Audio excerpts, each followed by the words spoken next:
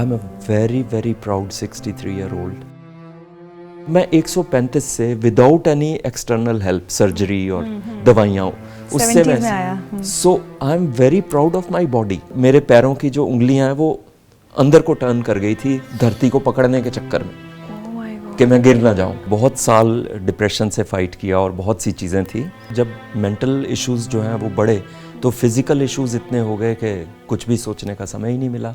हर चीज़ में लगता था बीमार हैं। बीच में मैं सुसाइडल भी बहुत बार हुआ। बहुत ग्रैंडली प्लान किया कि मैं दुनिया से कैसे जाऊंगा। यंग मॉडल्स चैलेंज फील करते हैं, बट मेरे से यंग मॉडल कोई है ही नहीं इंडिया में। I don't divide my age into categories. मैं कमरे में चला जाऊं और सब मुड़ के ना देखें, ये आज तक कभी हुआ नहीं है। कल का सोच के अगर मैं आज की हंसी गवा दूंगा तो फिर मैं आज तक पहुंचा ही क्यों? रोता ही रहता फिर तो। इतना इजी भी नहीं है जर्नी कि मैं कहूँ कि नहीं, I was made to be a model. It's a passion, it's a second chance. मैं गिरा ज़्यादा, उठा कम, मगर जिद ये थी कि हाँ कोई नहीं, 100 बार गिरूंगा, एक बार उठूंगा। You may trod me in the very dirt but still like dust I rise. Dinesh Mohan ji, बहुत बहुत स्वागत है आपका जिंदगी उत ऋचा में। Thank you so much, thank you so much. Dinesh ji, सबसे पहले तो थोड़े हमारे व्यूअर्स को सरप्राइज करते हैं। आप अपनी एज और अपना प्रोफेशन एक बार खुद बता दीजिए सबको। जी, मैं I am very as proud. मतलब मेरा ख्याल है इस इंडस्ट्री में अकेला हूँ जो अपनी एक्चुअल एज बताता हूँ। मैं 16 जनवरी को 63 साल का हुआ। क्या बात है, 63। जी, ठीक। और प्रोफेशन से मॉडल और एक्टर हूँ जी। एज 63, प्रोफेशन मॉडलिंग और एक्टिंग। लेकिन खास बात यह है दिनेश जी आपकी ज़िंदगी की कि मॉडलिंग या एक्टिंग ऐसा नहीं है कि आप 20s या 30s से कर रहे हैं। You started very late. मतलब अगर मैं लेट कहूँ, आप नहीं मानेंगे उसको वैसे। 57, ये कैसे हुआ? देखिए, मुझे लगता है ऋचा जी, हर चीज़ का एक समय होता है और वो उसी समय पे जब होती है तो फिर सारे फैक्टर्स मिल जाते हैं। बहुत साल डिप्रेशन से फाइट किया और बहुत सी चीज़ें थी और अपॉर्चुनिटी 57 पे मिली जब मैं थोड़ा ठीक हुआ, वेट लॉस हुआ। सोचा कि अब सोसाइटी में कुछ किया जाए, फिर से अपनी लाइफ के साथ कुछ किया जाए।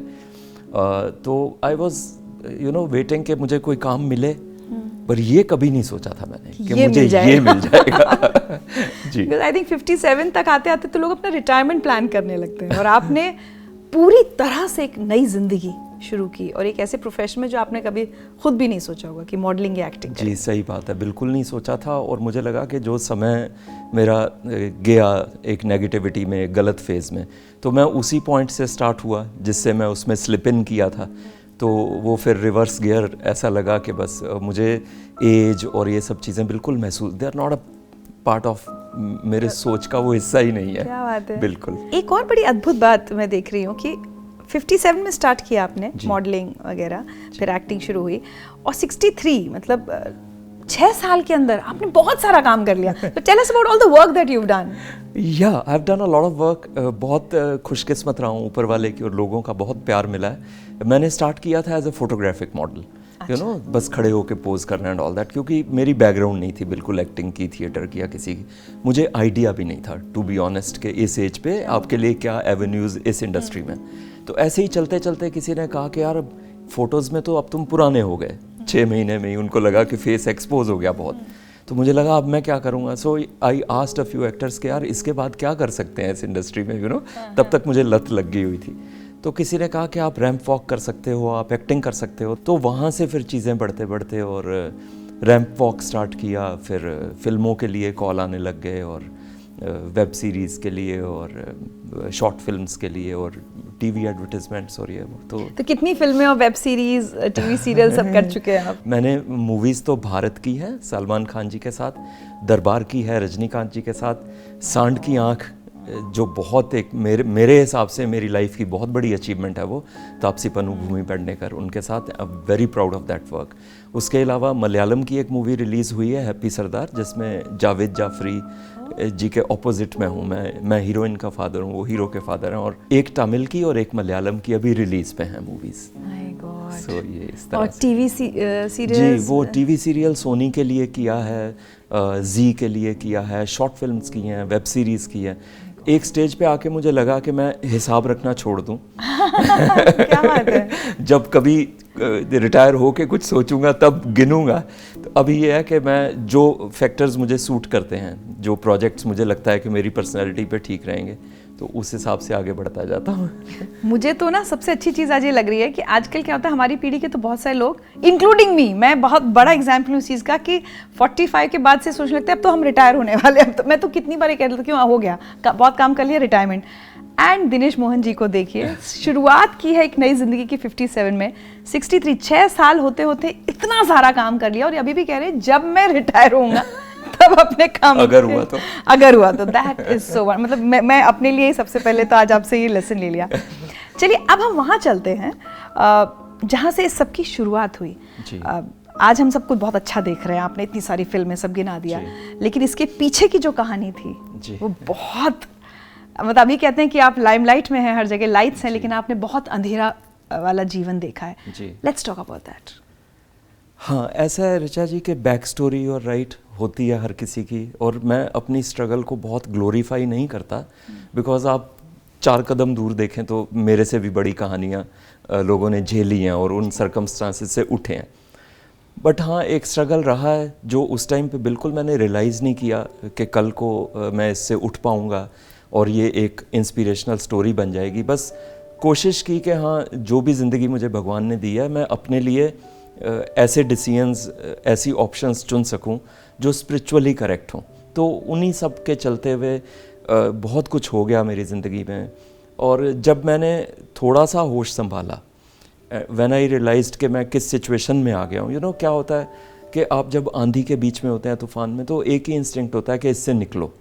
जब आप निकल जाते हो तब आप चेक करते हो कि ज़ख्म जो है वो चोट कहाँ कहाँ लगी है। तो वो जब मैंने रियलाइज़ किया कि ये भी गया, वो भी गया, ज़िंदगी में ये भी नहीं रहा, वो भी नहीं रहा, तो वो सब मेरे लिए हैंडल करना बहुत मुश्किल हो गया। तो एकदम से डिप्रेशन जो है, यू नो, धीरे धीरे आपकी पर्सनैलिटी पे वो क्रीप ऑन करता है।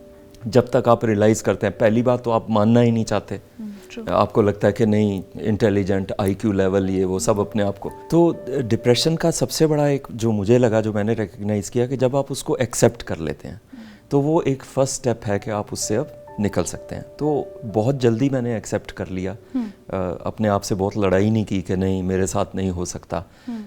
और I recognise the fact that it is a real medical issue.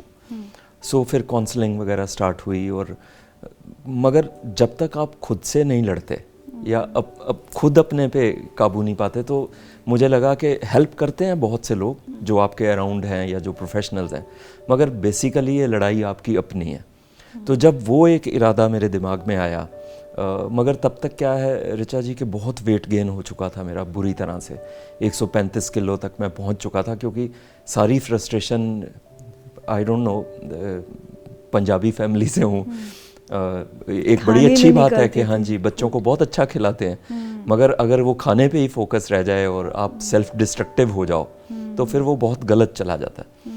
तो वो सब हुआ मेरे साथ। और जब भी घर खाली होता था तो मैं पूरा फ्रिज जो है वो लपेट देता था, जो भी पड़ा हुआ है बीच में, मलाई है उस पर चीनी डाली एंड ऑल दैट, और पता भी नहीं लगा। और उसकी वजह से जो मेडिकल इश्यूज़ हो गए मुझे, वेट गेन की वजह से, हार्ट पे प्रेशर पड़ गया, डायबिटिक हो गया मैं, I got into a lot of issues like vertigo, loss of motor functions के। एक स्टेज से बेड से उठना भी जो है वो मेरे लिए एक बहुत बड़ा टास्क हो गया, और डिपेंडेंस हो गई बहुत बुरी तरह से, और उसी वेजिटेटिव स्टेट में एग्जिस्ट करना मुझे अच्छा लगने लग गया था। तो जब हम बात कर रहे हैं कि 57 में तो आप रिकवर कर गए, मतलब निकल आए उससे, ये जो आपका डिप्रेशन का फेज़ था, या बिस्तर पे पड़े रहने का, या हर समय खाना खाते रहने का, ये फेज़ कितना लंबा था आपका? ये अराउंड 7 years, हाँ जी, ये फेज़ मेरा चला।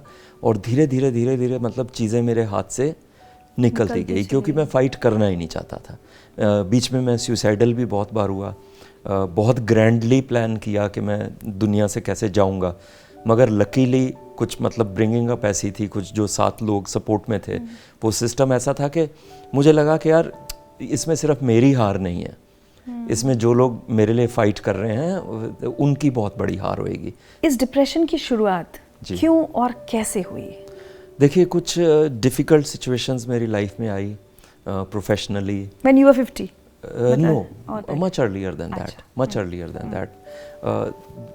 मेरे को लगा कि मैं उन पे ठीक से डील नहीं कर पा रहा हूँ उनसे, बिकॉज मैं शुरू से बचपन से बहुत इंट्रोवर्टिश रहा हूँ। मेरी एक बेसिक नेचर ऋचा जी हमेशा से ऐसी रही कि अगर मेरे बारे में कोई बात बोली जा रही है कि ये ऐसा है, तो मैं बहुत कम उसके अगेंस्ट बोल पाता हूँ या अपनी सच्चाई बता पाता हूँ।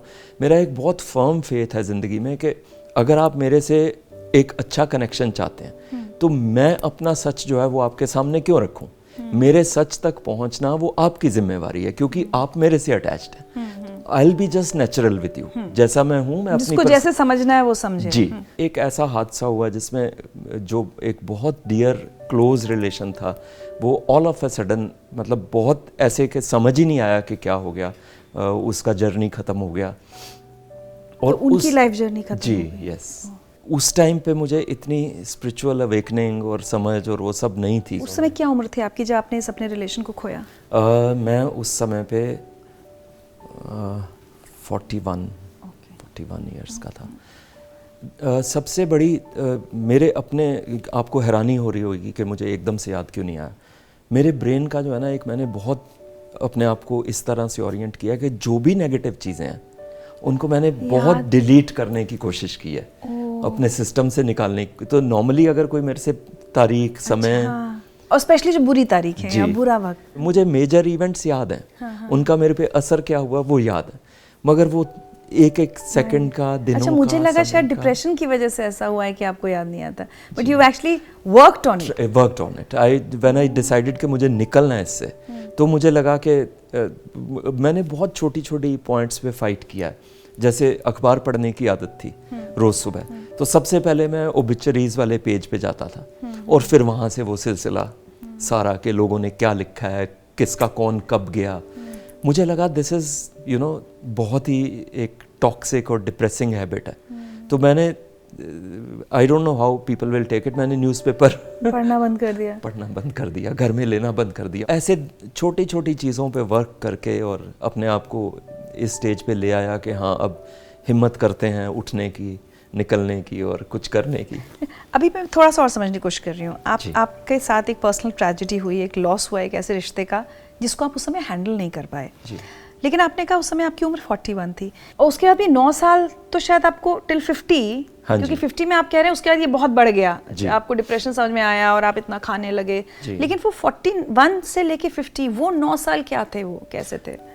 एक विशियस सर्कल, एक लूप के अंदर फंसे हुए। और फिर जब मेंटल इश्यूज जो हैं वो बढ़े तो फिजिकल इश्यूज इतने हो गए कि कुछ भी सोचने का समय ही नहीं मिला। हर चीज़ में लगता था बीमार हैं, हर बात पे डॉक्टर की सलाह लेना, हर बात पे दवाइयाँ खाना। तो उसी जद्दोजहद के अंदर जो है ये सोचने का समय, स्पिरिचुअली जिसे कहते हैं, जो असल में मकसद माना जाता है, वो करने का समय ही नहीं मिला।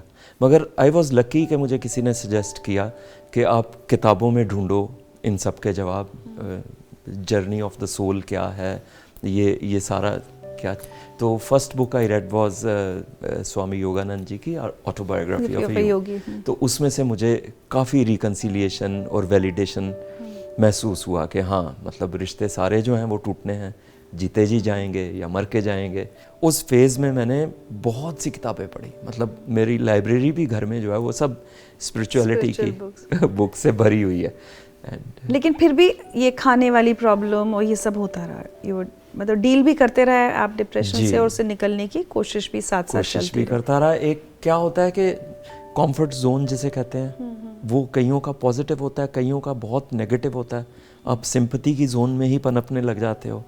मैं ऋचा जी, बहुत अच्छी हाँ लगी ऋचा है। जी को कहूँगा हाय मेरी ज़िंदगी, तो वो कहेंगी अरे यार इस आदमी का। तो वो वाला एक विशेष सर्कल मैंने अपने अराउंड क्रिएट कर लिया था। इसी दौर में आपने अपनी अच्छी खासी सरकारी नौकरी भी छोड़ी। जी जानते बूझते।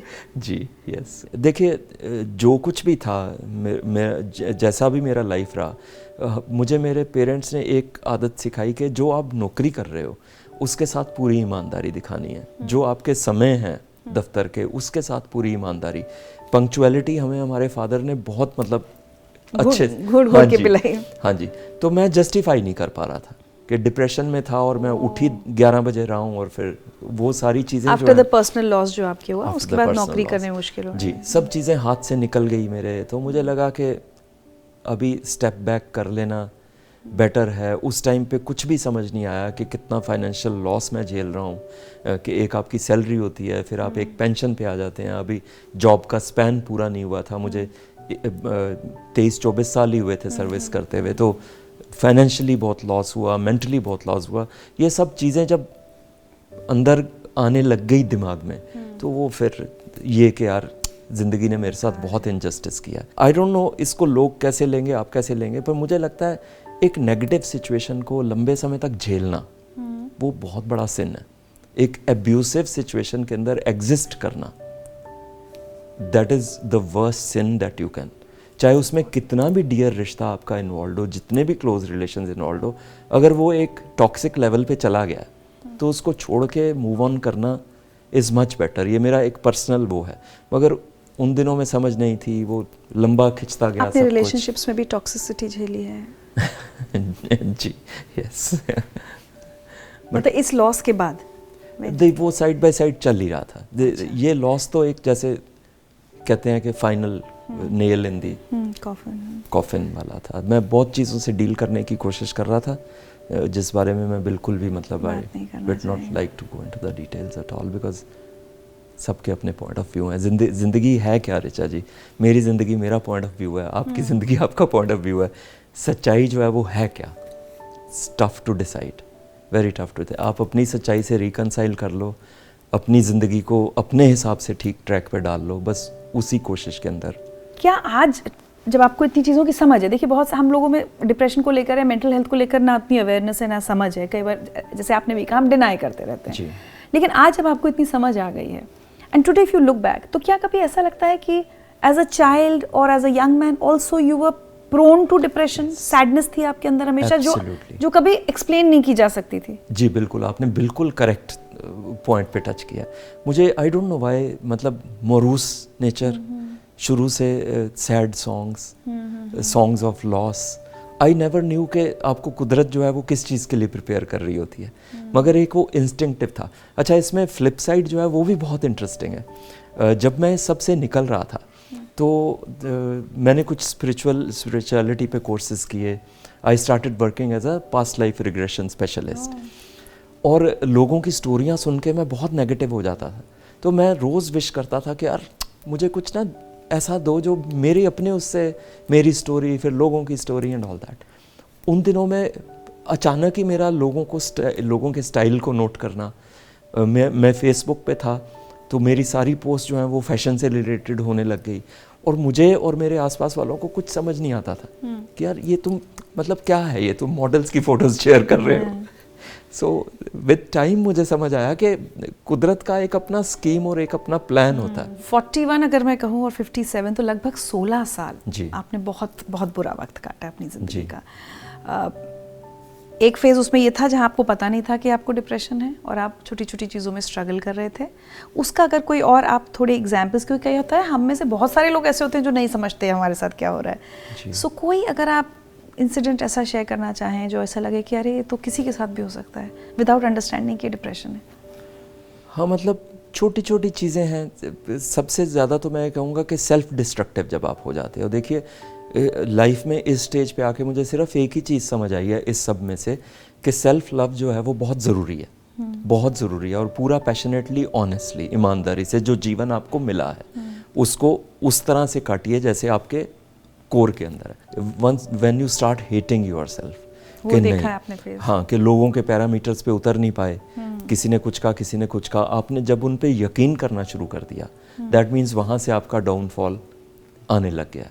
तो वो चीज़ मुझे लगा कि बहुत इम्पॉर्टेंट है ये सीखना कि मैं अपने पैरामीटर्स खुद डिसाइड करूं। जब तक आप दूसरों को ट्रस्ट करते रहोगे और उनके हिसाब से मोल्ड करते रहोगे तो आप कहीं भी चैन से किसी भी पॉइंट पे बैठ नहीं पाओगे। जब मुझे समझ आई कि नहीं, ये मैं हूँ, मुझे इससे प्यार करना है और मुझे एक्सप्लेनेशन नहीं देनी, और इस चीज़ को विदाउट एनी गिल्ट, होता ना कि आप गिल्ट की जो सेंस है वो ख़त्म कर देती है आपको हर चीज़ में। तो जिस दिन मेरे अंदर ये अवेयरनेस आई कि मैं जो भी हूँ, जैसा भी हूँ, जो भी कर रहा हूँ, अगर मैं खुद नहीं उसको जस्टिफाई कर पा रहा या प्राउड हूँ तो फिर दुनिया से क्या expectation. It's all secondary, their opinions are secondary, चाहे वो कितने भी क्लोज हों, मेरी सिस्टर हो, मदर हो, जो भी हो, सबके ओपिनियन सेकेंडरी है अगर मैं अपने से रिकनसाइल्ड हूँ। तो वो चीज़। यू एक्चुअली अटेम्प्टेड सुसाइड, खुदकुशी की कोशिश की आपने? Yes I did. Life had come to a point जिस पे मुझे लगा कि क्या किया जाए। तो it's a crime, it's a crime and it's a very bad thing. Thank God I got out of that phase safely. और वो पूरा उस समय सिर्फ डिप्रेशन की वजह से आप ये सब कर रहे थे कि और कोई वजह नहीं थी? डिप्रेशन कि क्या होगा, क्या आगे क्या। मेरा मेन जो है ना ऋचा जी, वो ये रहा, दूसरों पे डिपेंडेंस जो है वो मुझे बहुत अंदर से उससे नफरत थी। तो मेडिकल इश्यूज ऐसे हो गए, हाँ, कि मैं कुछ कर ही नहीं पाता। जब आपका वेट गेन हो गया जी, चलने का जो एक्शन है वही खत्म हो गया। I went through loss of motor functions, which is when your brain signals to your body to get up. You decide you have to get up, मगर वो सिग्नल बॉडी जो है वो लेती नहीं। तो आप देखिए कि उसमें कितना हेल्पलेसनेस है कि आप उठने की कोशिश कर रहे हैं मगर वो शरीर जो है वो उसका क्योंकि साथ। तब तक वजन 135 किलो हो गया था। ये वजन it's more of a psychological thing. हाँ, तो वो आप अपने आप को उस सिचुएशन में ले आते हैं कि आप जैसे पैनिक अटैक्स हैं। हाँ। आपको कुछ समझ नहीं आता कि अब क्या करेंगे। तो वो सब बढ़ते बढ़ते जो है उनकी ये नेक्स्ट लेवल्स हैं कि आप बिल्कुल चलने फिरने के लायक नहीं, एक शेल के अंदर आप चले जाते हैं बेसिकली। तो मुझे वो चीज़ जो है ना बहुत बुरी लगती थी और उसी ने मेरी हेल्प की इस सब से निकलने में। जब मुझे लगा, बिकॉज मेरी सिस्टर और ब्रदर इन लॉ वो they were a young couple at that time. और आप उनके साथ रहते? जी, उनके साथ ही रहता हूँ। और उनकी ज़िंदगी का बहुत बड़ा मकसद था कि हम किसी तरह से इसको अपने साथ रखें, हर स्टेप पे लेके चलें, हर खुशी में इसको। तो मुझे लगता था कि यार मैं इनकी ज़िंदगी में कितना नेगेटिव वो लेके जा रहा हूँ। They want to go out, but मतलब जो एक यंग कपल की एस्पिरेशंस होती हैं वो मेरी वजह से ख़त्म हो रही थी। तो शुरू से आपकी डिपेंडेंसी थी उन पर? फाइनेंशियली शुरू में, फिर फिज़िकली, इमोशनली, मेंटली। मुझे लगा सिर्फ यही समझ पा रहे हैं मुझे ज़िंदगी में, और उस चक्कर में बस वो एक विशियस सर्कल के अंदर। And I am very ashamed of, you know, मेरे को लगता है कि हेल्दी रिलेशंस जो है ना वो ये हैं कि आप अपने पैरों पे खड़े होके एक दूसरे का सहारा बन सके, ना कि अपने पैर गवा के आप सोचें कि अब दूसरा आपको सहारा दे। सो अगेन, मतलब मैं बहुत जल्दी इमोशनल हो जाता हूँ। उन दिनों उनसे पैसे लेता था, छोटी बहन से तो। जी, और अभी आप सोच नहीं सकते कि मुझे ये चीज़ क्या फीलिंग देती है कि मैं उनके लिए कुछ करता हूँ। That's can not be put into words. हालांकि उनको कोई फ़र्क नहीं पड़ता, दे आर वेल ऑफ, भगवान ने उनको बहुत कुछ दिया, पर मुझे बहुत आपका भाव है क्योंकि आपने इतने सो वो मुझे कभी मना नहीं करते। If I want to do something for the home, कुछ भी कंपलसरी नहीं है मेरे लिए, मगर मैं बहुत प्राउडली, अच्छा लगता है मुझे। एक बात बताइए, ये जो पूरा ये डिप्रेशन और ये पूरी विशियस साइकिल जिस जाल में आप फंस गए थे 16 साल, इससे निकलने की सबसे बड़ी वजह या फैक्टर भी मुझे लगता आपकी बहन और उनके हस्बैंड हैं। वो कैसे हुआ? How did you just finally वो बाहर कैसे निकले? जी, वो मतलब उन्होंने कैसे ये मिलके डिसाइड किया, क्या सोचा उन्होंने। मुझे बाद में जब मैंने इसको ब्रेक डाउन करने की कोशिश की तो मुझे लगा कि जैसे फिल्मों में होता है कि कोई चला गया तो कोई कैरेक्टर रोता नहीं है, तो कहते हैं कि इसको थप्पड़ मारो। तो दे डिसाइडेड दैट। और अपनी बहन से ज़्यादा मेरी अपने ब्रदर इन लॉ के ऊपर डिपेंडेंस ज़्यादा थी, तो उसने डिसाइड किया कि इसको ऐसे अब हिलाना है। हाँ, सो वो बस उसने आके मुझे डांट लगाई एक दिन बहुत बुरी तरह से, पर्दे वर्दे हटा दिए मेरे रूम के, एंड ही सेड के क्या बकवास है ये, मतलब इतना तुम्हें मैं ऐसे नहीं जानता था जैसे तुम बन गए हो। जब आप उठ नहीं पा रहे थे, उस हालत में पहुंच चुके थे। He said you such a strong person यार, तूने एक टाइम पे सब कुछ संभाला हुआ था, जो गए वो वापस थोड़ी आएंगे, तुम तो ज़बरदस्ती मत करो जाने की। तो उन सब चीज़ों ने, एंड बेसिकली जो चीज़ मुझे सबसे ज़्यादा हिट की वो ये थी, ही टोल्ड मी कि जब कोई चला जाता है दुनिया से, तो अगर आप उसको याद करके रोते रहेंगे तो that is an insult to that life, to that period of association, you know. अगर उनकी याद आपके चेहरे पे मुस्कुराहट नहीं ला सकती और अच्छे टाइमों की याद नहीं करा सकती, तो फिर तो कोई फ़ायदा ही नहीं। तो ये चीज़ मुझे लगी, एंड वहाँ से मैंने डिसाइड किया कि हाँ, मैं जब भी याद करूँगा तो कोशिश करूँगा कि स्माइल। मैं और बहुत सी बातों पे रो लेता हूँ अब, मगर उस एक इंसिडेंट पे यू विल ऑलवेज फाइंड कि मैं कोशिश करता हूँ। तो जब आपको ये, जिस दिन ये हिला दिया आपके ब्रदर इन लॉ ने, उसके बाद क्या हुआ?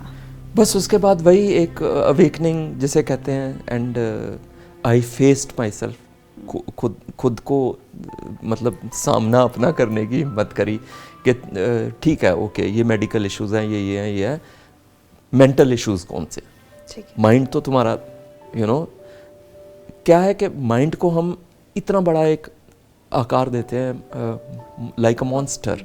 जब भी हम बात करते हैं और जितनी इंपॉर्टेंस देते हैं उतना बड़ा मॉन्स्टर होता जाता है, बन जाता है। और बाकी ऑर्गन्स की बात करते हैं तो वो सब मेरे ऑर्गन्स हैं। माइंड की जब बात करते हैं तो वो ऐसे कि वो इट्स आउटसाइड, यू नो, मेरा माइंड तो मेरे काबू में नहीं है, पता नहीं यार मेरे माइंड को क्या सो मैंने वो रिकग्नाइज किया। सो आई सेड चलो medical issues, because the doctors had also assured me कि आप वेट लॉस करोगे ना तो आपको बहुत से मेडिकल इश्यूज जो हैं वो ठीक हो जाएंगे। तो मुझे लगा कि चलो एक बार ये करके देखते हैं कि दिमाग पे काबू करते हैं, फिर अगर शरीर पे काबू हो गया तो अच्छा, नहीं तो उन डॉक्टर्स को कहूँगा मेरे पैसे वापस करो। सो इस तरह से। तो थोड़ा सा इसलिए मैं समझना चाहती हूँ दिनेश जी, क्योंकि यू नेवर नो कि जितने लोग हमारा ये इंटरव्यू देख रहे हैं उनमें से कितने लोग इस वक्त उस हालात में होंगे कि वो आज अपने बिस्तर से उठ नहीं पा रहे होंगे, या अगर बस एक बार ऑफिस पहुँच गए तो ऐसा लग रहा होगा कि बस अब आगे समझ नहीं आ रहा। बहुत लोग, मैं जानती हूँ हमारे में से बहुत सारे लोग इन हालातों से गुजरते हैं जी। और कहते हैं ना कई बार कि a journey of 1000 miles begins with a small step। वो आपने जो बेबी स्टेप्स लिए होंगे, वो आदमी जो बिस्तर से नहीं उठ पा रहा है, 135 किलो का हो गया, उसको 10-15 तरह के मेडिकल इश्यूज हैं, हेल्थ इश्यूज है, मेंटल हेल्थ इशू भी है, उसने वो पहले 3-4 बेबी स्टेप्स क्या लिए होंगे कि आज वो हमारे सामने बैठा है as a successful model and actor. वो बेबी स्टेप्स बहुत इंपॉर्टेंट हैं। जी हाँ, पर वही बात है, मैं ग्लोरीफाई नहीं करना चाहता, मगर मैं स्टेप्स को तो ग्लोरीफाई कर सकते हैं। मैं गिरा ज़्यादा, उठा कम उन दिनों में भी, मगर जिद ये थी कि हाँ कोई नहीं, 100 बार गिरूंगा, 1 बार उठूंगा। आज आप अगर शेयर करेंगे ना, और बहुत सारे लोग जो गिर रहे होंगे ना वो गिर कर उठ पाएंगे अगर आप अपना गिरना और उठना बताएंगे। Everything was a struggle, everything. And वही बात है, मेरे ब्रदर इन लॉ सिस्टर ने बहुत साथ दिया। वो मुझे ज़बरदस्ती गाड़ी में बिठा के ले जाते थे कि चलो गाड़ी तक पकड़ के बिठा देते हैं, गाड़ी में बैठना ही तो है, बाहर जाओ, निकलो, देखो। एंड एकदम से मेरे को क्या स्टार्ट हो गया ऋचा जी कि मुझे लगा कि नहीं यार, पैदल चल। अच्छा, पैदल चल, गाड़ी में नहीं, गाड़ी में नहीं। तो मैं सडनली उसको बोलता था, घर चाहे 5 किलोमीटर दूर हो, 6 किलोमीटर दूर हो, मैं कहता था स्टॉप द कार, तुम लोग जाओ, मैं आ जाऊंगा। और मुझे लगा is an important part, very important part, क्योंकि मुझे बेसिक दिक्कत जो है वो वॉकिंग से थी। तो जैसे एक छोटा बच्चा चलना सीखता है, तो एक पैर और दूसरे पैर में बहुत डिस्टेंस रख के, so that the balance is maintained, और मेरे पैरों की जो उंगलियां हैं वो अंदर को टर्न कर गई थी धरती को पकड़ने के चक्कर में, कि मैं गिर ना जाऊं। आज कौन यकीन करेगा आपको देखकर इन बातों पर। तो बट मैंने वो एक जिद पकड़ी हुई थी कि नहीं, मुझे करना है, मुझे करना है। तो कहीं भी जाता था, मैं गाड़ी में चला जाता था जब मैंने ड्राइविंग खुद शुरू करी, मगर उसके बाद आई यूज्ड टू कि चलो मार्केट है, जूस पी के आना है, पैदल चल, नहीं जाना गाड़ी में। तो पैदल जाता था, और वो उस जिद ने जो है फिर बहुत साथ दिया। धीरे धीरे कॉन्फिडेंस, मतलब मैं लाइफ में एक्चुअली ऐसी स्टेज पे था जब मुझे ये यकीन हो गया था कि मैं अब सारी उम्र चल नहीं पाऊंगा। आप सोचिए वो मेंटल स्टेट जो है वो कितनी अजीब थी कि मैं चल नहीं, it became my biggest fantasy and dream and achievement कि मैं चल पाऊँ, नॉर्मली चल पाऊँ। तो मुझे आउट स्टेशन लेके गए वो लोग, दे सेड कि तुम we went to Goa and they said कि तुम बीच पे भागने की प्रैक्टिस करो, नीचे सॉफ्ट अर्थ होती है तो तुम्हें हेल्प मिलेगा। उन्होंने वीडियोस कैप्चर किए जिसमें मैं इतने इतने चौड़े पैर रख के इधर इधर, और घबराहट में बिल्कुल, गर्दन स्टिफ के, उधर देखूंगा तो गिर जाऊंगा, उधर देखूंगा तो गिर जाऊंगा, स्ट्रेट उसमें और बड़ी दिक्कत के साथ। तो वो सब, बट कंसिस्टेंटली उन्होंने मेरा साथ दिया, कंसिस्टेंटली। What next? आपने अपनी आई थिंक ओबेसिटी को कम करने के लिए डाइट पे काम किया? जी। क्या किया? हाँ जी, तो मैंने फिर डाइट पे सोचा कि हाँ वेट लॉस जो है उसके लिए मैंने ये सोचा पहले कि रूट कॉज क्या है मेरे वेट गेन का। तो मुझे लगा कि it's not so much lack of exercise as it is with over eating, क्योंकि मैं बहुत खाता था। तो फिर ये डिसाइड किया, पॉइंटर्स बनाए कि गलत क्या खाता हूँ मैं। बट आप प्रोफेशनल हेल्प ले रहे थे उस प्रोफेशनल समय, एक हेल्प मैंने डाइटिशियन? थोड़े टाइम के बाद लिया। स्टार्ट मैंने खुद किया। अच्छा। हाँ, और जब मुझे लगा कि अब प्रोफेशनली भी ज़रूरत है, बिकॉज आई डेंट वांट के न्यूट्रिशन का सिस्टम और वो सब जो है वो डिस्टर्ब हो जाए कि मैं क्रैश डाइट पे चला जाऊँ। क्योंकि आप यकीन मानिए ऋचा जी, उन दिनों मुझे ये था कि मैं कुछ भी करके जीना चाहता। एक मतलब 24 घंटे दिमाग में एक शोर यही मचा रहता था कि उठो उठो, करो करो। तो उस झील में मुझे लगा कि मैं एक्सेसिव ना कर जाऊं कि लेने के देने पड़ जाएं। तो that is how I went in for professional help also. तो शुगर छोड़ी, ऑयल छोड़ा, वाइट फ्लावर छोड़ा, बहुत सी चीज़ें जो, और उसी डाइट पे आज तक कंटिन्यू कर रहा हूँ। टेस्ट बड्स जो हैं वो, सब कुछ इंसान के हाथ में ही है, तो वो टेस्ट बड्स भी चेंज हो गए, सब कुछ। आसान नहीं रहा होगा एक समय पे जो व्यक्ति फ्रिज पूरा खाली कर देता केक, था। Pastry, ice cream, chole, rajma, being a Punjabi, I am sure आपने नरूलास, और उसके बाद सब छोड़ गॉड ब्लेस दिया। देम। और उसके बाद सब छोड़ना। जी, वही जीने के लिए आप जीने के लिए तो लोग पता नहीं क्या क्या कर जाते हैं, ये तो सिर्फ खाना ही था। ये भी कितनी खूबसूरत बात है ना, एक समय पर जो व्यक्ति अपनी जान लेने की कोशिश कर चुका था, वो कह रहा है कि वो जीना चाहता था। जी बिल्कुल। तो चलिए, पहले माइंड कंट्रोल हुआ, विल पावर स्ट्रॉन्ग करना हुआ। हम में से बहुत सारे लोगों को लगता है हम ये नहीं कर सकते। आप लोग जो देख रहे हैं, आपको लगता होगा कि आज ये नहीं हो सकता, तो दिनेश मोहन जी से सीखिए और एक कदम पहला उठाइए कि आपको जो काम लगता है नहीं हो सकता वो कीजिए। उसके बाद हेल्थ पर अपना ध्यान दीजिए, जो कि डाइट से बहुत कंट्रोल है आपकी। और क्या किया? हाँ, डाइट में भी मैं ऋचा जी एक चीज़ कहना चाहूँगा जो मैंने बहुत जल्दी रियलाइज़ कर ली, और आई वांट के लोग भी इस चीज़ को रियलाइज़ कर लें कि डाइट हम क्या समझते हैं, जो प्लेट में है और जो अंदर जा रहा है, दैट इज़ डाइट। मेरे हिसाब से डाइट जो है ना, जो हम सुन रहे हैं, जो हम देख रहे हैं, बोल रहे हैं, और जो लोग हमारे चारों तरफ है, वो उससे भी बड़ी डाइट है। सिर्फ ये दिमाग की डाइट जी है। तो ये सॉर्टेड है और ये टॉक्सिक है, तो वो डाइट कभी वर्क करेगी। तो आपने इतनी अच्छी बात कही डाइट में कि आप जो खा रहे हैं वो इम्पोर्टेंट है, और जो कंज्यूम कर रहे हैं बाकी चीज़ों में, वो बदलाव आप कैसे लाए? क्योंकि ऑब्वियसली जब एक व्यक्ति डिप्रेशन में है तो उसको किस तरह की चीज़ों की ज़रूरत है मेंटल भी अपने आप को फीड करने के लिए? क्या किया आपने? क्या आपने मेडिटेशंस किए? एग्जैक्टली। देखिए, हमारा एक बहुत रिच स्पिरिचुअल कल्चर रहा है हमारे देश का, हमारी ट्रेडिशंस का और उन सब का, और वो कहीं टच लूज हो गया था बिल्कुल। तो I got with a new zeal into that. किताबें पढ़ी, शुरुआत करी फिर से रिचुअल्स की कि चलो एक नियम बनाना है अपनी ज़िंदगी में। तो अगर जैसे धूप बत्ती करनी है तो वो करनी है, और पूजा पाठ करना है तो वो करना है। It has to be a starting point about your spiritual journey. तो वो चीज़ें जब रिकग्नाइज हुई तो मुझे फिर वक्त चलते हुए समझ आ गया कि भाई सिर्फ खाना ही नहीं, जो देख रहे हो, जिस तरह के मटेरियल को कंज्यूम कर रहे हो, समाज में जो नोट कर रहे हो, आपका ध्यान किधर आकर्षित हो रहा है, उसके बीच में अपनी एक बिंदास और मस्त ज़िंदगी जीना, वही तो कला है सबसे बड़ी।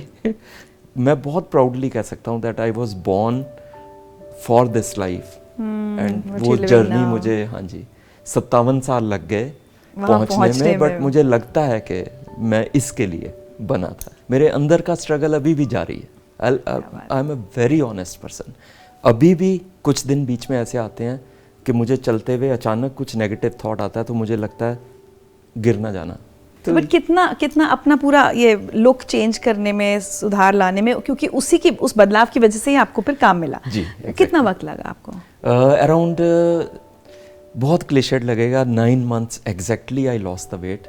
How much? कितना वजन आपने? 135 से initially I had come down to 74। Oh my God. तो वो लगता था कि जैसे हड्डियों के ऊपर। ये 9 महीने में हो गया आपका? जी 9 महीने, बिकॉज एक पैशन था। एक्सरसाइज भी कर रहे थे आप? जिम कर रहे थे? जी बिल्कुल बिल्कुल। I had joined a gym. Swimming मेरी बहुत फेवरेट एक्टिविटी रही है, तो वो स्टार्ट किया। पैदल चलना बहुत बड़ी पैशन बन गई कि ठीक है, जिस दिन जिम नहीं भी जा पा रहे, किसी दिन मिस हो गया तो पैदल चलो। तो घर के अंदर ही लगातार चलते रहना। तो वो सब करके, और फिटनेस और वो सब चीज़ें तो एक मेंटल स्टेट है। अगर आप मेंटली फिट हो तो फिर, एंड इस बारे में मैं बात ज़रूर करना चाहूँगा, बॉडी शेमिंग। जब सैर करना स्टार्ट किया तो लोकेलिटी में ही एक फैमिली थी जिनके बच्चे थे, और वो जब भी मैं सैर करने निकलता था, मेरे लिए तो वही बड़ा मुश्किल काम था, मगर वो बच्चे हमेशा कमेंट मार के हंसते थे, पेरेंट्स भी साथ होते थे, पेरेंट्स भी हंसते थे कि इतना मोटा आदमी। And I used to wonder कि यार आप अपने बच्चों को क्या सिखा रहे हो? आपको पता नहीं कि एक इंसान किस स्ट्रगल से गुजर निकल रहा है, वो कितनी कोशिश कर रहा है, और आप उसको बच्चों के थ्रू धक्का दिलवा रहे हो। Mentally you are pushing them back somebody by passing a comment। हो सकता है वो इंसान दोबारा वॉक करने ना निकल पाए। बिल्कुल ऐसा ही हुआ। एक स्टेज आई, मैंने छोड़ दिया जाना नीचे। आई सेड नहीं जाऊंगा मैं यार। माय सिस्टर आस्क्ड क्यों? अभी तो स्टार्ट किया आपने। आई सेड यार वो एक बच्ची है। शी सेड वो, उसको क्या अकल है?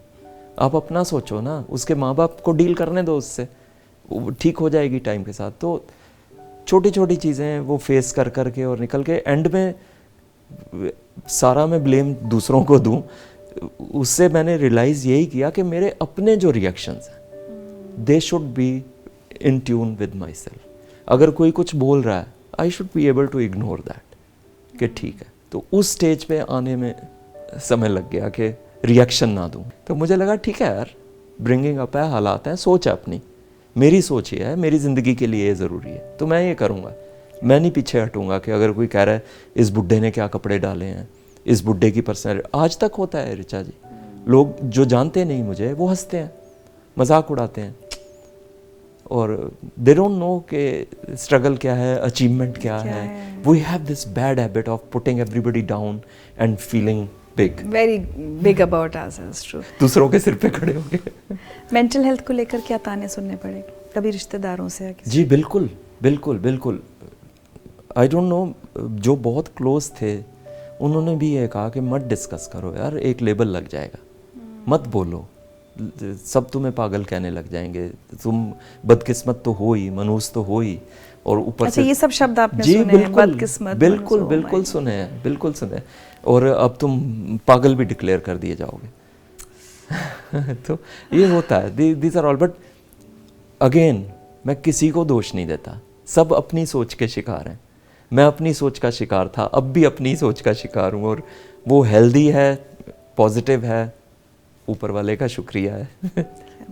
चलिए अब हम आपकी नई जिंदगी या न्यू इनिंग्स की बात करें, उससे पहले आपके लिए एक सरप्राइज मैसेज है। अरे दिनेश भैया आज जिस मुकाम पर हैं, देखने वालों को लगता होगा कि ये बहुत आसान सफ़र रहा होगा, 1-2 साल का स्ट्रगल होगा और आराम से उनको वो सब कुछ मिल गया होगा जहाँ पर वो आज हैं। जो उनके साथ रहते हैं उनको ये पता है कि ये सब कुछ इतना आसान नहीं था। रोज़ अपने आप को हिम्मत देना, रोज़ अपने आप को पुश करना, अपनी लिमिट्स क्रॉस करके अपने आप को बेहतर बनाना एक बहुत मुश्किल काम है, और वो भी उस एज में करना जहाँ पर लोग कहते हैं अब तो हमारी ज़िंदगी ख़त्म है, हमने सब कुछ कर लिया, अब तो हमें घर बैठ जाना चाहिए। उस एज में अपने आप का एक डिफरेंट लीग बनाना, अपने आप को बेहतर बनाना और लोगों को इंस्पायर करना, वो हम सब दिनेश भैया से ही सीखते हैं। वो ना केवल अपने एज के लोगों को इंस्पायर करते हैं, बट अपने से यंग लोगों को इंस्पायर भी करते हैं। मेरे फ्रेंड सर्कल में बहुत सारे लोग हैं जो ये कहते हैं कि जब मैं 60 साल से ऊपर पहुंचूंगा, मुझे इनके जैसा बनना है, इनके जैसा दिखना है, इनके जैसा सोचना है। उनका एक टैटू है जो कहता है live life to its fullest. मुझे लगता है कि रोज़ वो उसको फॉलो करते हैं, वो उनकी इंस्पिरेशन है और वो हमारी इंस्पिरेशन है। I love the background noise. ये ना, इसमें एक बहुत हैबिट है मोना में कि सब कुछ इसने मेरे लिए किया, बट ये कभी नहीं कहेगी कि इसने किया। ये सारा मुझे ही देती है हर चीज़ का श्रेय, जबकि she is the wind beneath my wings. ये ना होती तो और कुछ ना हो पाता, और इतनी छोटी है मेरे से, बट जैसे इसने मुझे संभाला like a baby. So I tell everybody के मदर्स एंड सिस्टर्स, उनसे बढ़ के ज़िंदगी में और कुछ नहीं। क्या बात है। एक मैसेज और सुनो मेरे को। अरे आप Hi Dinesh, surprised to see me. Well folks, you know I and Dinesh go back to the days of we met first at Images Bazaar shoot, and the first time he met me he thought I was very snooty and I thought he was like vague. The second time we were just about okay, but I think by the third shoot we became real friends, you know. Good and friends, it's actually, you know, a real joy and pleasure to work with Dinesh. Not because he's friendly or something or he puts you at ease, but the fact, he infuses that confidence in you to sort of, really give your best. Well, Dinesh, all the best always. And Dinesh, I'm still angry with you because you didn't wish me happy birthday this time. So anyway, we'll settle that score later. All the best. Love you. Doctor नीति Kapoor, it's very interesting कि ये एक example है. She is a cancer surgeon and acting भी करती हैं, modelling भी करती हैं, but brilliant human. She is my best friend in the industry. चलिए, तो अब on this note let's talk about the new life. तो कैसे सबसे पहले जब आपने ये सब किया, फिर आपने कहा 9 महीने के अंदर आप थोड़ा फिटनेस में आ गए, आपका वेट कम हो गया, फिर ये मॉडलिंग की शुरुआत कैसे हुई? हाँ जी, मेरा फिजियोथेरेपिस्ट जो है जिसके पास मैं जाता था to relearn a lot of things, walking, back pain, ये सब इन इश्यूज़ को लेके, उसके फादर का उसने मुझे बिना बताए हुए फ़ोटो दिखाया. So a bald gentleman, very stylish, and he said, यार ये तो कोई ऐसे लगता है जैसे मॉडल शॉडल रहे होंगे. He says is my father. और दिल्ली में एक एजेंसी है जो सीनियर लोगों को इनकरेज करती है, तो उनके साथ ही शूट भी करते हैं और जॉब भी करते हैं. तो you can also do that. I said, lift में जाते हुए दम घुटता है मेरा, स्टेयर्स चढ़ते हुए मेरी सांस फूलती है, और यू आर सेइंग, सर मैंने आपकी ट्रांसफॉर्मेशन देखी है पिछले 2-3 महीने में, आप यकीन मानो. But I don't trust him. जब मैं घर आया उसी दिन, तो मेरी सिस्टर ने ऑलरेडी उसी एजेंसी का ऐड देख के, she very casually told me, मैंने आपकी फ़ोटो भेज दी है इस पर. I said, all of you people are mad. मतलब इतनी एज में कौन model. But she was insistent कि नहीं, मैंने फ़ोटोज़ भेज दी. एंड फिर वहाँ से कॉल आया, माई ब्रदर इन लॉ ज़बरदस्ती मुझे ऑडिशन पे ले गए. हाँ, तो ही सेट के नहीं, जाना पड़ेगा. आप ढूंढ रहे थे कि कोई मौका मिले कुछ करने का. 1-2 जगह इंटरव्यू दे के आया. तब तो लेकिन आप नॉर्मल रेगुलर जॉब्स के इंटरव्यूज दे रहे होंगे ना? आपने सोचा ही नहीं होगा कि मॉडलिंग. रेगुलर जॉब की, बिकॉज मेरा थोड़ा सा एजुकेशन का बैकग्राउंड था. तो यहाँ एक गुड़गांव में एक स्कूल में इंटरव्यू दे के आया. Luckily they rejected me.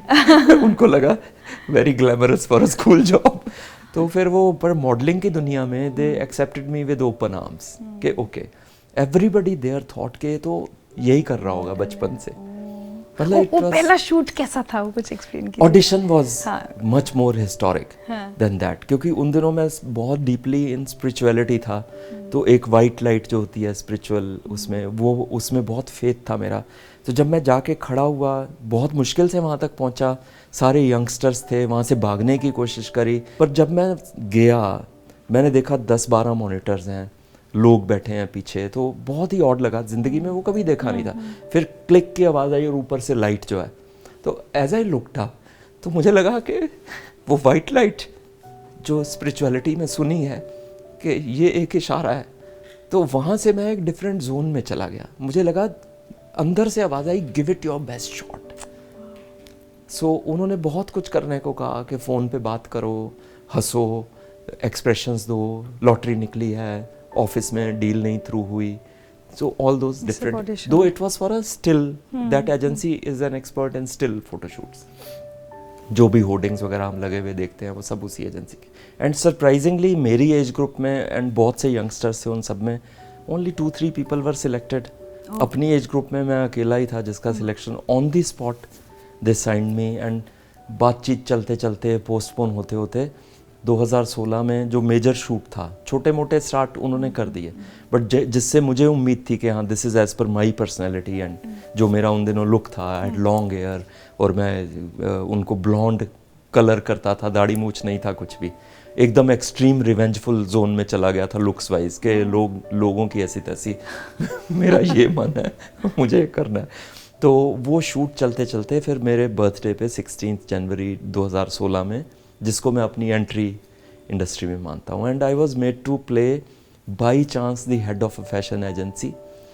And वहाँ एक फैशन शूट चल रहा है, और वो सारा ग्लैमर का एनवायरनमेंट, और 7 फुट लंबी लड़की, एंड यू नो वो सब चीज़ें. तो एवरीबडी थॉट के कोई बहुत सक्सेसफुल प्रोफेशनल एस्टेब्लिश्ड मॉडल आया. जब when I walked into the sets, everybody said, even जो बड़े बड़े मॉडल्स थे उस शूट में, उन्होंने कहा कि हमें तो लगा कि आप. मैंने कहा नहीं, मेरा तो ये इस टाइप का फर्स्ट एक्सपोजर है. ओह माय गॉड. बट हाँ, इतना इजी भी नहीं है ये जर्नी कि मैं कहूँ कि नहीं I was made to be a model. बहुत मेहनत लगी इसमें भी, बहुत एक्सट्रीम सिचुएशंस का सामना किया, लाइक स्टैंडिंग एक पूल के अंदर दिसंबर की रात को, ठंडे पानी के पूल में खड़े होके शॉट दिया। अनदर थिंग कि मैं अगले दिन बीमार पड़ गया, बट मैंने बिल्कुल किसी को शो नहीं किया कि मुझे, मतलब इस इंडस्ट्री में मुझे ना करना जो है ना, वो सिर्फ एक ही कंडीशन पे मैंने सीखा है, when my self respect is being challenged. Other than that आप मुझे कुछ भी सिचुएशन दे दीजिए, कोई भी डायलॉग दे दीजिए, आज तक ऋचा जी मैं अपनी डायलॉग शीट पे घबराया नहीं हूँ। मुझे सबके डायलॉग याद हो जाते हैं एक बार पढ़ के। मैं क्यों दे देता हूँ एक्टर्स को, बिकॉज मुझे लगता है कि यार एक कॉन्फिडेंस ही है जो which will see me through. कोई बैकग्राउंड नहीं, थिएटर नहीं, एक्टिंग नहीं सीखी, जो सीखा वो जीवन के थपेड़ों से, उन्हीं इमोशंस को बारी बारी निकालने की कोशिश करता हूँ, खुशी वाले भी, गम वाले भी। उस इंसिडेंट को याद करके सिर्फ सेट पे रोता हूँ अगर ऐसी सिचुएशन हो। जैसे भारत में it was the loss of a father and son story, कि मुझे लग रहा है कि वो मेरा बेटा है सलमान को लग रहा है मैं उसका फादर हूँ। One scene of 30 seconds, but I cried so much because I could connect with that. एक टेक में थ्रू हो गया।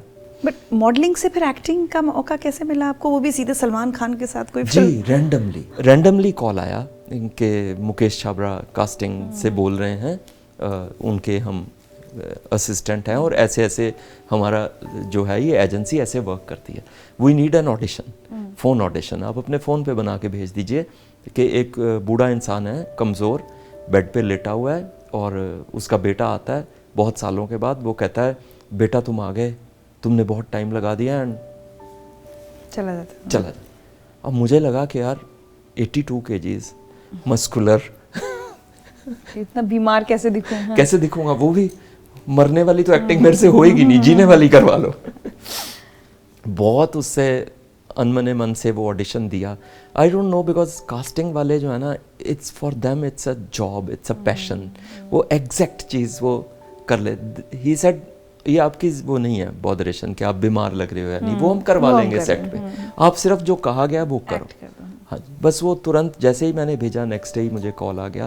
दे डिडंट टेल मी किस मूवी के लिए है, क्या है सीन, वो मुझे सेट पे जाके पता लगा। Oh my god, it happened like that. उसके बाद आपने और फिल्में की तापसी के साथ। जी, एग्जैक्टली।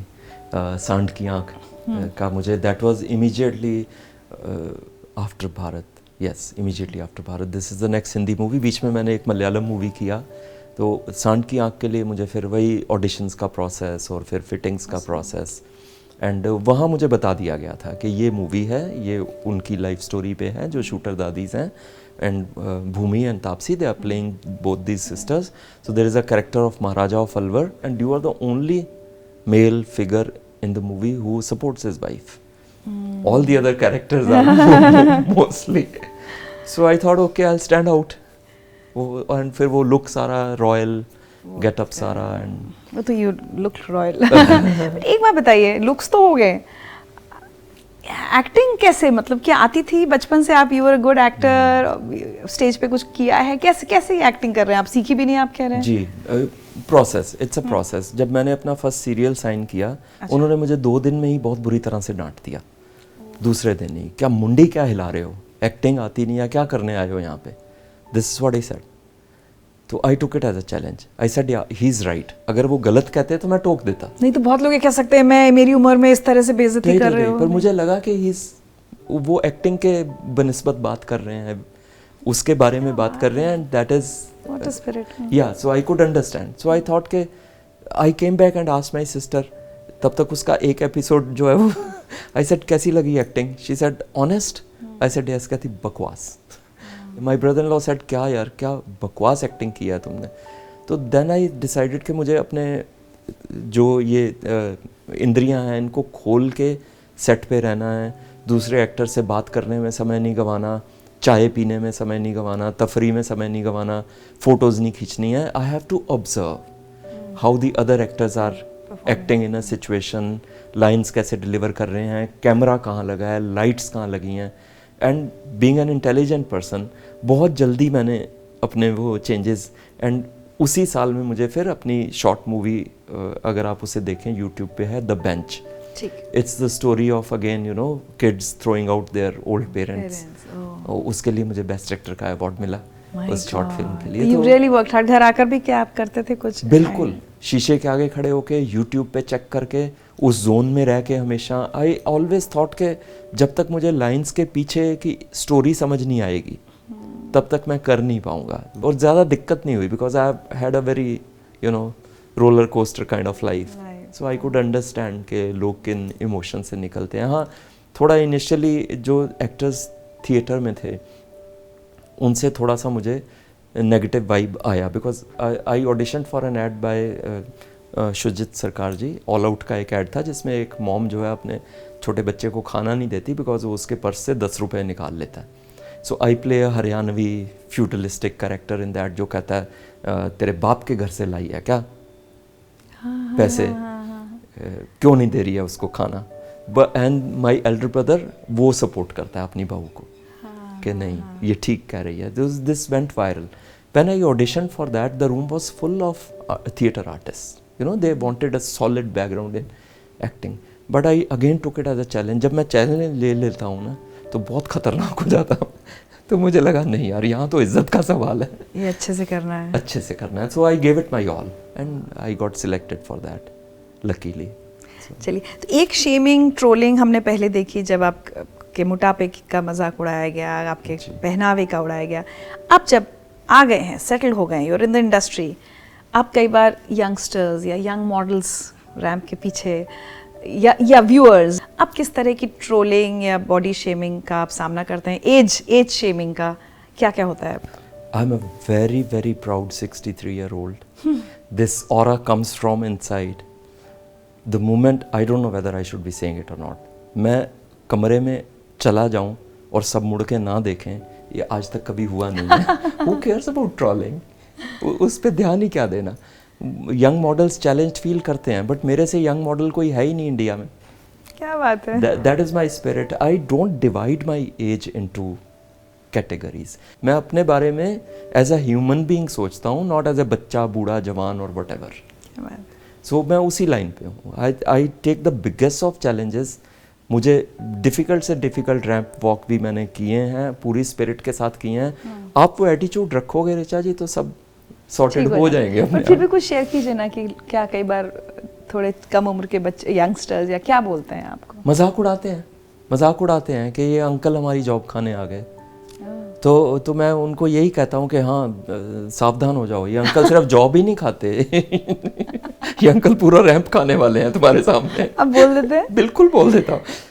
मैं बहुत बिंदास हूँ ऋचा जी। मैंने लाइफ में एक चीज़ ये सीखी है कि जो सेंस ऑफ ह्यूमर है ना, पॉजिटिव, कि आप अपना मजाक उड़ा सकें और अपनी बात रख सकें, उससे बढ़ के और कुछ नहीं है। पर मजाक मैं सिर्फ अपने बारे में करता हूँ। I never go walk up to somebody and say क्या लग रहे हो तुम and all that. I always talk about myself when it comes to sense of humour. तो हर सिचुएशन में वो आपको निकाल के ले जाता है sense of humour. It's the best aeroplane you can sit on. चलिए दिनेश जी, आखिर में अगर मैं आपसे पूछूं, अगर देखा जाए तो ज़िंदगी के 50 साल, बचपन के कुछ साल छोड़ दीजिए, लेकिन आपने बहुत संघर्ष देखा, आपने अकेलापन देखा, अंधेरा देखा, और उसके बाद आप उससे बाहर निकले हैं। कभी उस अंधेरे या अकेलेपन के लिए रिग्रेट होता है, या आज जो शान है, जो पहचान है, नाम है, पैसा है, सब कुछ है, लाइमलाइट है, उसके लिए ज़्यादा ग्रैटिट्यूड फील करते हैं? You may write me down in history with your bitter twisted lies. You may trod me in the very dirt, but still like dust I rise.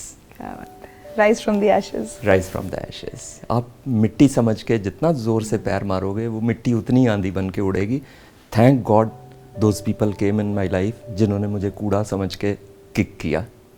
वो कूड़ा जो है वो कब सोना बन गया वो अब कुदरत पे है। So grateful for everything. So आज वो सारे लोग जिन्होंने एक वक्त पर आपको कूड़ा समझा था, या मान लिया था, या शायद तय कर लिया था कि अब आप खत्म हैं, शायद आप एग्जिस्ट ही नहीं करेंगे इस दुनिया में, आज उनको दिनेश मोहन क्या कहना चाहते हैं? Here I am for good. यहीं पे हूँ, यहीं रहूँगा, शरीर में भी और शरीर से जाके भी। यादों में रहूँगा, हिस्ट्री में तो थोड़ा बहुत आ ही गया हूँ कि first grey model of India, and very proud of myself, even prouder of people who supported me. Thanks everybody, God bless everybody, सबका भला हो, सब खुश रहो, हंसो, खुश रहो, बिंदास रहो. क्या बात है. अब कभी कभी भूले भटके या अकेले बैठे हैं, डर लगता है कि कहीं डिप्रेशन फिर मुझ पर हावी ना हो जाए और मैंने इतना जो कमाया है ये गंवा ना दूं. ये तो रिचा जी, it's just a part of my life and I've lost so much. I do understand everything is temporary. Fame, पैसा, ये क्या चीज़ें हैं? कुछ भी. And I'm not saying it for the sake of saying it. I'm like that.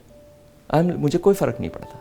मैं अपने साथ हूँ, अपने साथ खड़ा हूँ, खुश हूँ, बिंदास हूँ, बहुत है. सॉर्टेड हूँ. डिप्रेशन से डर नहीं लगता आपकी वापस कहीं उसमें ना चला जाऊँ या वो आ जाए मेरी जिंदगी में? I don't want to challenge anything, because जब आप बहुत चैलेंज करते हो कुदरत वो भेज देती है. बट मैंने फियरलेस होना एक हैबिट बना ली है. It's not, it doesn't come naturally to me, but it is now one of my responses कि मैं डरूंगा तो मरूंगा. तो मेरे को लगता है कि नहीं यार, जब होगा देखी जाएगी. अभी पहले से क्या सोच के कि ये कल को ये होगा, कल को वो, मेरे लिए कल है ही नहीं. It's now here present. क्या बात. और कल का सोच के अगर मैं आज की हंसी गवा दूंगा तो फिर मैं आज तक पहुंचा ही क्यों? रोता ही रहता फिर तो. बिल्कुल सही बात. तो चलते चलते एक और मैसेज मैं चाहती हूँ कि आप उन सब लोगों को दें जो शायद आज किसी ना किसी ऐसी इशू से डील कर रहे हैं जिसे आप कर रहे थे बहुत साल पहले.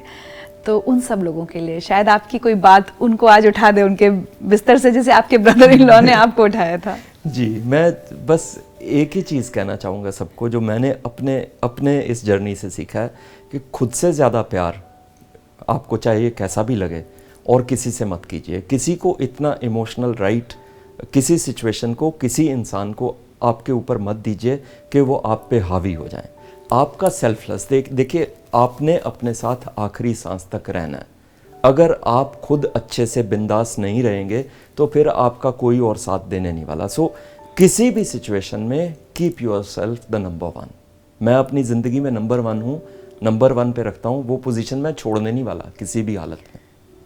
क्या बात है. चलिए, तो अब और कितनी फिल्में और कितने एड्स और कितने सीरियल्स में अब भी हम आपको देखने वाले हैं आगे? काफ़ी में. मैं प्रोजेक्ट का नाम नहीं लूँगा, बट मैं एक बहुत अच्छी मूवी के लिए शूट कर रहा हूँ, which is again on the life of शहीद भगत सिंह जी. क्या बात है.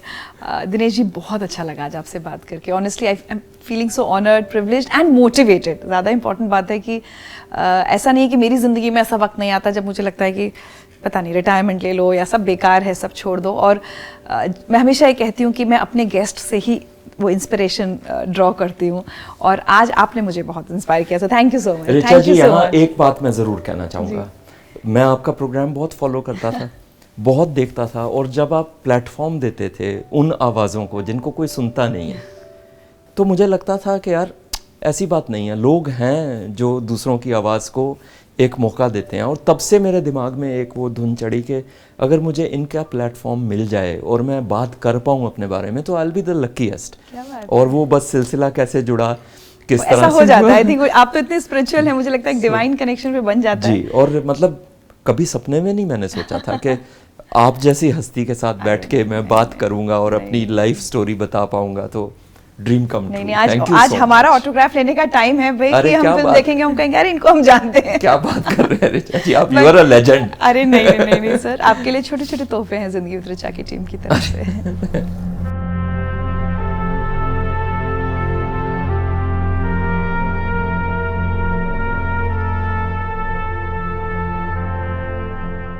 दिल में हिम्मत, मन में शिद्दत रखो, खुद से मेरे दोस्त मोहब्बत रखो. अंधेरे के पार निकलना मुमकिन है, वक्त पलटने की पर हिम्मत रखो. खुद में खुद के भरोसे की लत जीतेगी, आखिर में अंदर की हिम्मत जीतेगी. उल्टी धार में अपनी नाव बचा कर रखो, पत्थर भी पिघलेगा, आग जला कर रखो. उम्र ज्यादा या कम होना सब कुछ भ्रम है, मेहनत को हर दुख की दवा बना कर रखो. मेहनत के दम पर ही किस्मत जीतेगी, आखिर में अंदर की हिम्मत जीतेगी.